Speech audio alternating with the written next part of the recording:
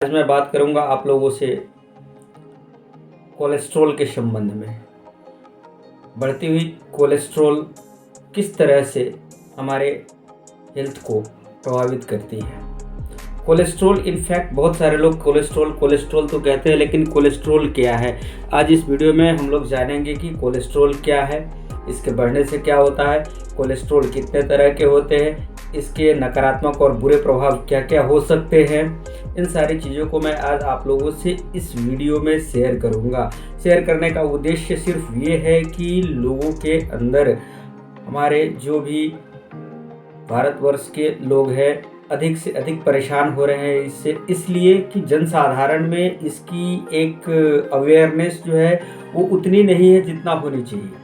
तो इस अवेयरनेस को फैलाने के लिए हो सके तो आप भी इस पूरे वीडियो को देखें, और अगर अच्छा लगे तो एक लाइक ज़रूर कर दीजिएगा, और साथ ही इस वीडियो को आप अपने मित्रों में, अपने रिश्तेदारों में शेयर कर सकते हैं।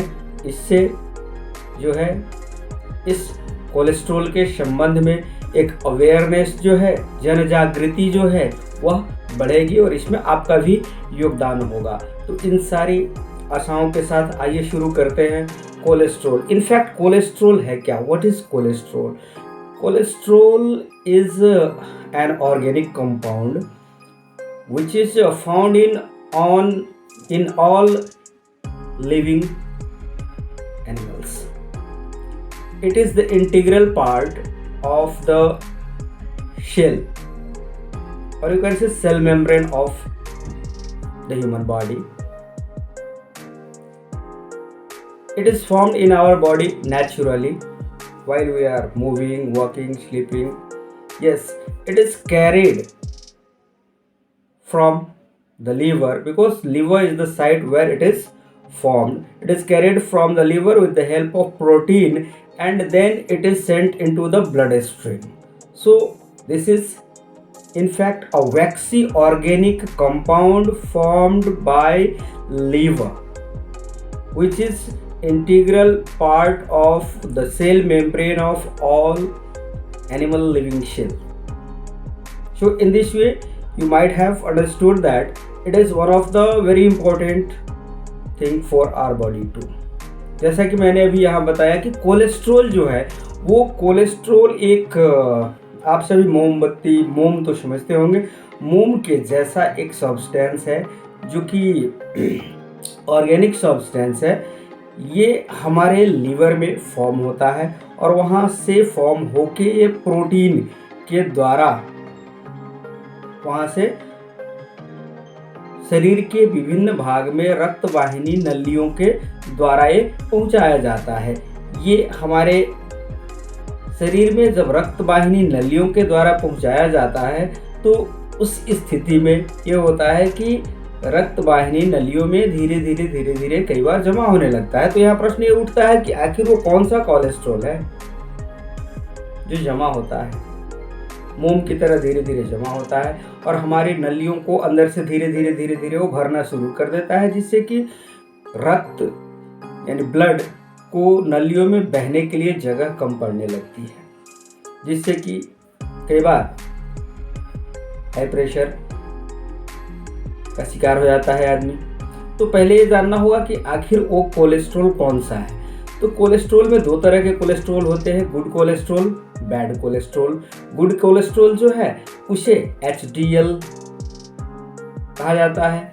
बैड कोलेस्ट्रॉल जो है उसे LDL, लो डेंसिटी लिपोप्रोटीन।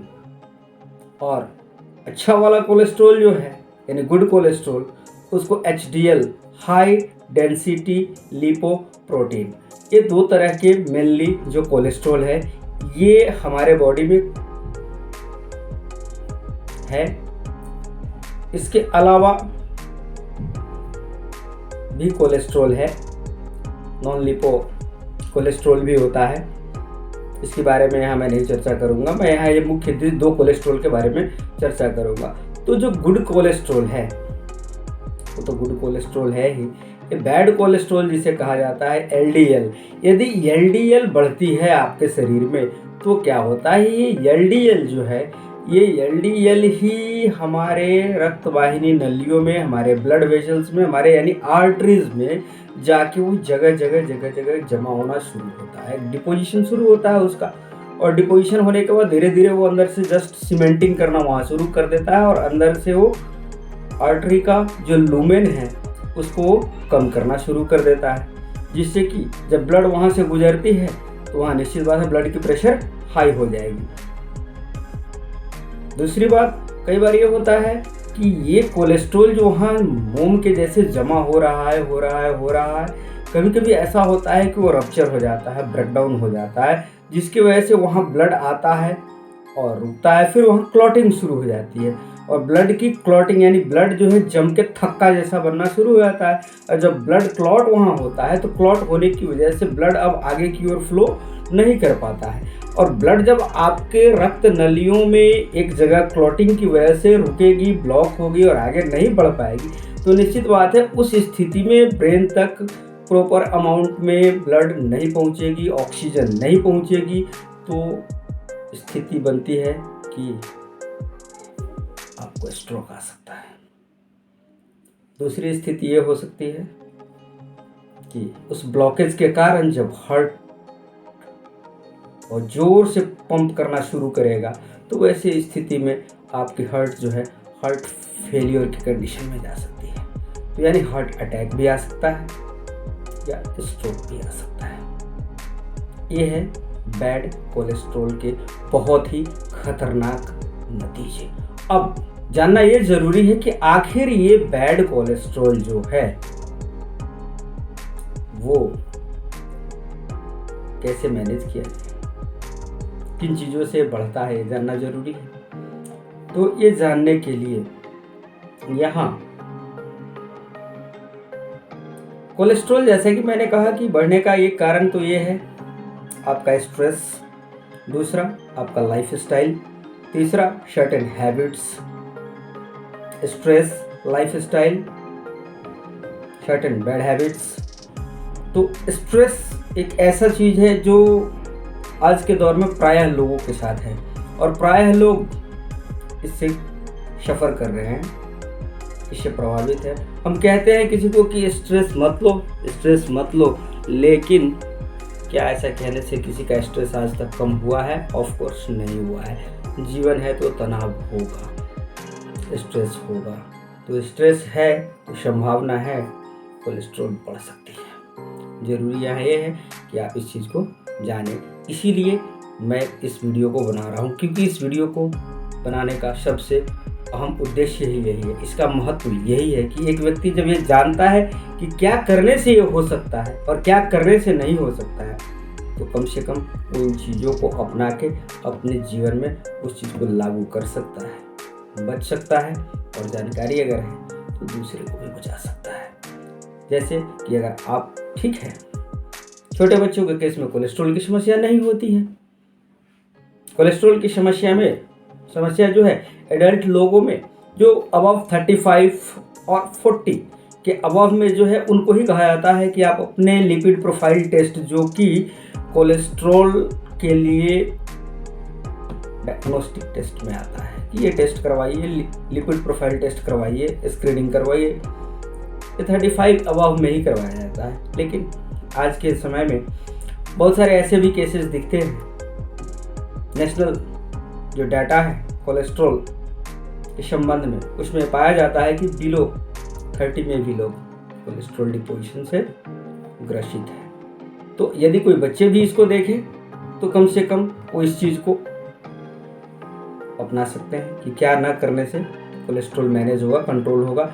और साथ ही अपने परिवार में वैसे लोग जो नहीं जान रहे हैं ये चीज़, उनको भी शेयर कर सकते हैं। तो यहाँ आते हैं कि क्या करने से बढ़ सकता है। जैसे स्ट्रेस ना हो, इसके लिए ज़रूरी ये है कि आप एक हेल्दी और हैप्पी लाइफ अडॉप्ट करें।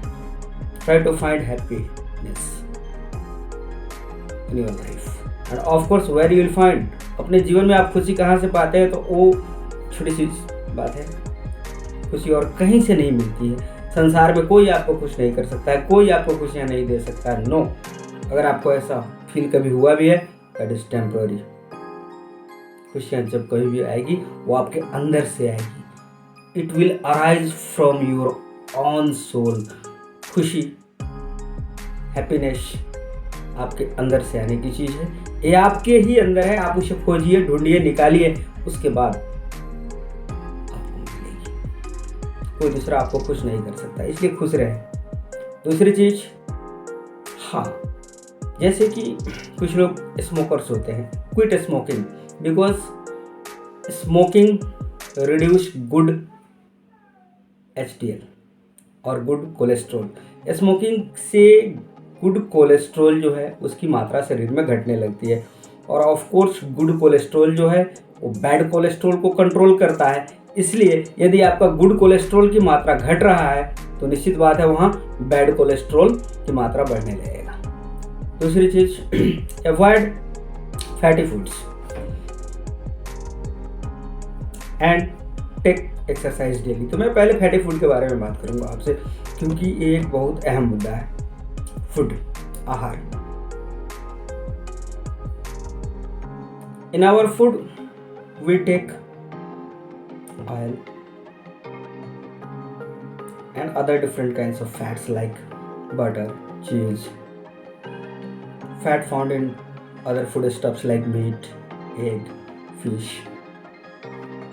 तो यहाँ जो हम अलग अलग सोर्सेज से, साधनों से जो प्राप्त करते हैं फैट, उनमें हमें जानना ये पड़ेगा कि किस फैट से कोलेस्ट्रॉल बढ़ सकता है। तो कोलेस्ट्रॉल को बढ़ाने के लिए जो फैट होता है, तो फैट के पहले जो है एक प्रकार आप जान लीजिए, सैचुरेटेड फैट, अनसैचुरेटेड फैट करके दो तरह के फैट होते हैं। सैचुरेटेड फैट और अनसैचुरेटेड फैट, इसमें हमारे लिए ज़्यादा बेहतर जो होता है वो अनसैचुरेटेड फैट है। वो अनसैचुरेटेड फैट जो है वो हमें मिलता है जैसे ऑलिव ऑयल से, groundnut oil, of course other seeds from which it is extracted, but not from all the seeds. सभी सीड्स में ऐसे फैट नहीं होते हैं। हाँ, आलमंड में, उसमें ओमेगा 3 भी होता है, और उसमें जो फैट होता है वो हमारे गुड कोलेस्ट्रॉल को बढ़ाता है। वॉलनट, उसमें जो फैट होता है वो भी हमारे बॉडी के लिए अच्छा होता है। घी आप ले सकते हैं, लेकिन घी अनसैचुरेटेड फैट नहीं है। सैचुरेटेड और अनसैचुरेटेड फैट में कॉमन सा अंतर बताऊंगा मैं। जैसे कि आप अगर देखते हैं तो mustard oil common room temperature में वो नहीं जमता है, वहीं घी आप कॉमन रूम टेम्परेचर में थोड़ा वो जम जाता है। वनस्पति घी वो जम जाता है। तो वनस्पति घी जो है वो सैचुरेटेड फैट है, घी जो है सैचुरेटेड फैट है। नारियल तेल में भी सैचुरेटेड फैट होता है। मस्टर्ड ऑयल में ज़्यादा एक्चुअली ये अनसैचुरेटेड फैट है, अगर आपको शुद्ध मिले तो अनसैचुरेटेड फैट आप ले सकते हैं कंट्रोल्ड अमाउंट में।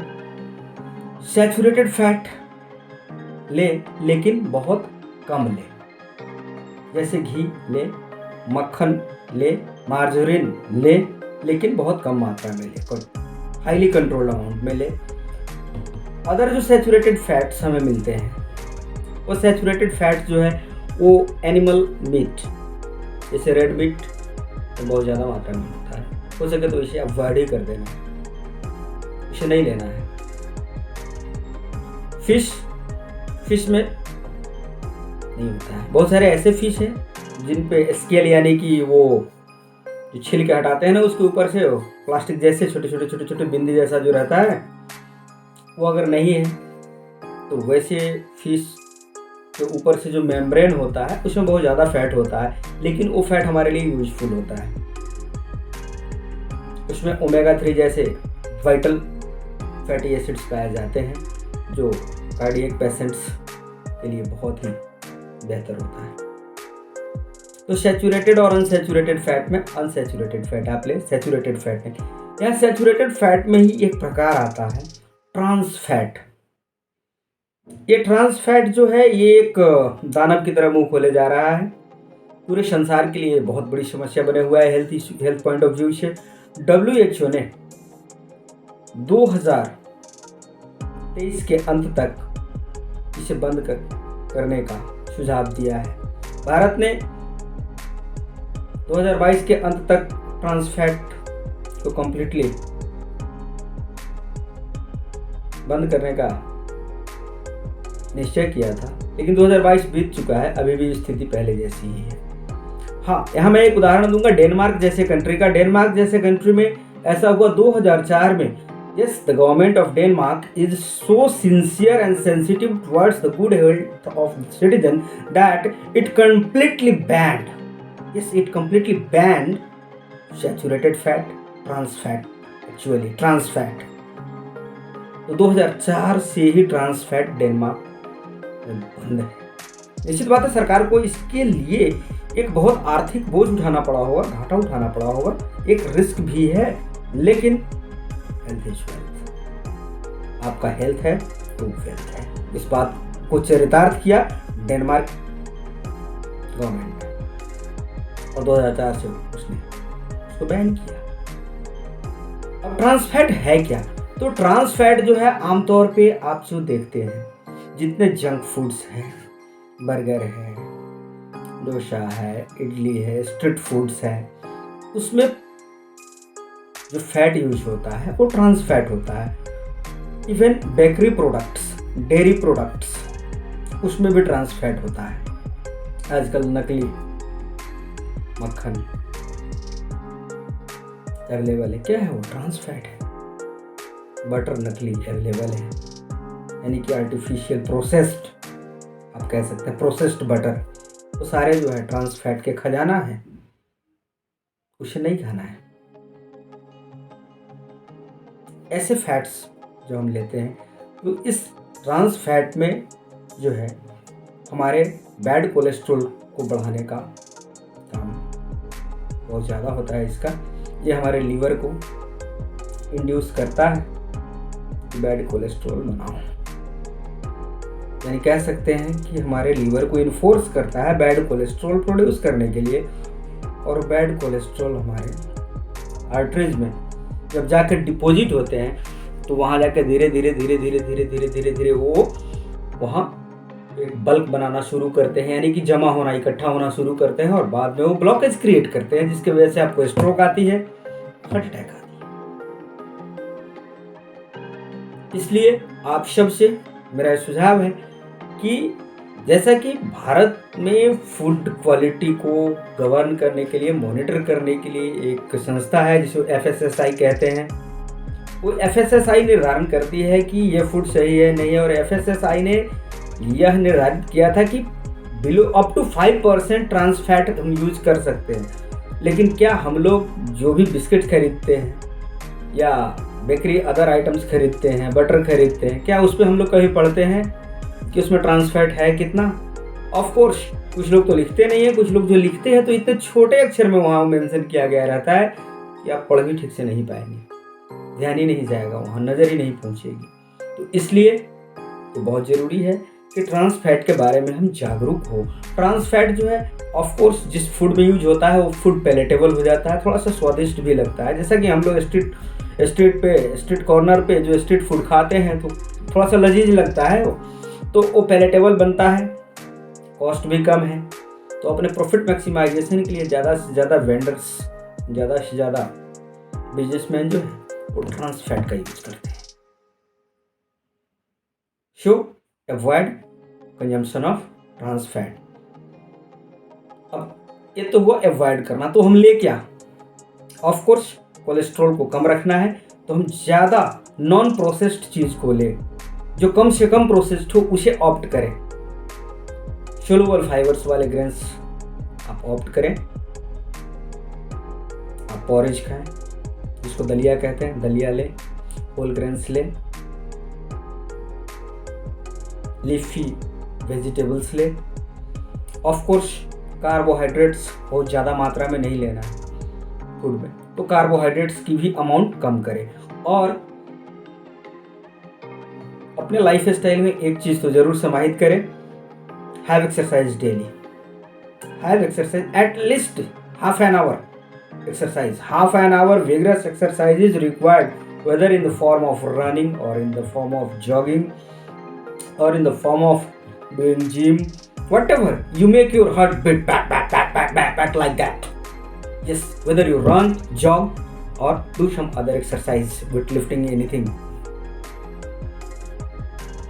तो जरूरी ये है कि आप एक्सरसाइज हर रोज करें। एक्सरसाइज फूड हो गया। हमें क्या नहीं लेना है? ऑफ कोर्स अल्कोहल नहीं लेना है।